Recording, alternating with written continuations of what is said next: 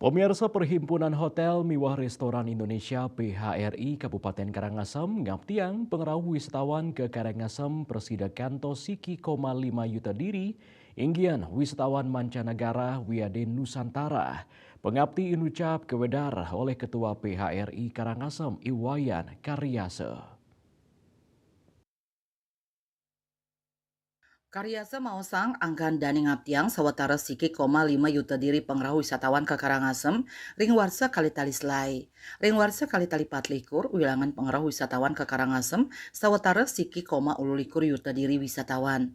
Wilangan inucap wire wisatawan mancanegara, sanerau sawatara ayu telangkungan, miwah wisatawan domestik sawatara kali tali seket tiga, nanggu 970 diri wisatawan.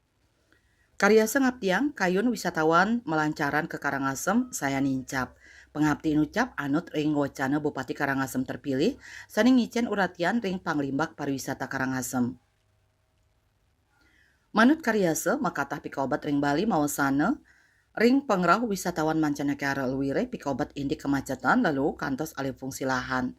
Antuk punika anggan dani nyantenang yening Pemprov Bali pacang ngemargiang makatah usaha sajeroni ngarepin pikobat inucap. Eka Parananda Bali Pos Nguningayang.